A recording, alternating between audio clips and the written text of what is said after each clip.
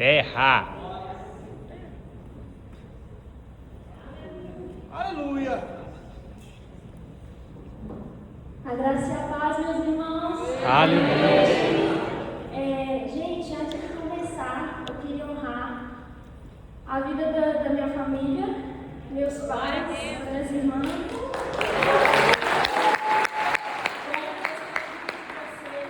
Eu sou resposta das suas orações. Se não fosse por vocês, eu não estaria aqui hoje. Aleluia! Bom, boa noite. Meu nome é Thalita Vitória dos Anjos. Sou da turma do 4º período ministerial noite. O tipo do meu sermão é o textual. O meu público-alvo são os alunos do Seminário Teológico Carisma Matriz. O meu tema é Fé Ousada. O meu título é Uma Fé Ousada que gera milagre em meio à grande multidão. O meu propósito básico é o pastoral. O meu propósito específico é incentivar os alunos do Seminário Teológico Carisma Matriz a serem mais ousados em sua fé. A minha palavra-chave é verdade. E o meu texto base está lá em Marcos, capítulo 5, versículo 26 ao 29, que vai dizer assim: Ela padecera muito sob o cuidado de vários médicos e gastara tudo o que tinha, mas ao invés de melhorar, ela piorava. Quando ouviu falar de Jesus, chegou-se por trás dele, no meio da multidão, e tocou em seu manto. Porque pensava, se eu tão somente tocar em seu manto, ficarei curada. E imediatamente cessou a sua hemorragia e ela sentiu em seu corpo que estava livre do seu sofrimento. Meus irmãos, essa palavra vai nos mostrar que há 12 anos essa mulher vinha sofrendo de uma hemorragia. Há 12 anos essa mulher vinha gastando tudo que ela tinha, almejando a sua cura. Há 12 anos ela vinha sendo tratada por médicos, criando expectativa naquilo, mas as expectativas na quais foram totalmente frustradas. Creio eu que na palavra mesmo diz que o tratamento dessa mulher muitas das vezes era dolorido. E não só com a hemorragia que ela sofria, ela também sofria com o tratamento. Porque naquela época não tinha uma tecnologia como nós temos hoje, meus irmãos. Meu Deus. Na lei judaica vai nos dizer que a mulher, em seu período menstrual, ela ficaria impura. Com isso, meus irmãos, aquela mulher sofria de um peso social, porque ela não podia ter comunhão com ninguém, ela não podia ter contato com ninguém. E sofria emocionalmente, pois ela vivia uma vida de total isolamento.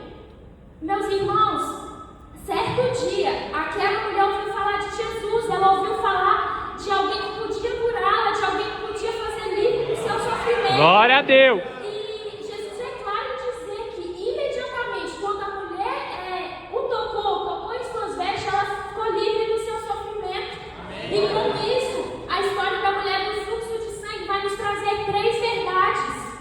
Três verdades sobre a fé. Primeira verdade, a fé vale mais do que qualquer recurso humano. Glória a Deus. Lá em Marcos, capítulo 5, versículo 26, vai dizer que ela padecera muito sob o cuidado de vários médicos e gastara tudo o que tinha, mas em vez de melhorar, ela piorava.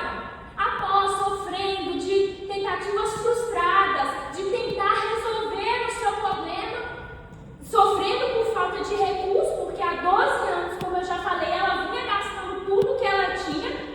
Aquela mulher, gente, ela já se via, mas sem solução nenhuma, sem mais aonde recorrer. Ela encontrou aquele que era capaz de fazer tudo. Aleluia. Nessa noite, meus irmãos, eu quero dizer a você que vai existir situações em que nós vamos nos encontrar sem recurso, mas é nessa hora que nós precisamos voltar os olhos para aquele que tudo pode fazer. Sabe por quê? Ele não se limita às nossas condições. Aleluia. Ele não se limita naquilo que a gente tem. Ele apenas pode fazer, meus irmãos. Lá em 2 Coríntios, versículo 5, capítulo 7, vai dizer que porque andamos por fé e não por vista. Aleluia. Nós precisamos confiar, mesmo não entendendo tudo. Confiar não apenas no que nós vemos, mas em cremos. E nós cremos que o Senhor é capaz de todas as coisas. Aleluia.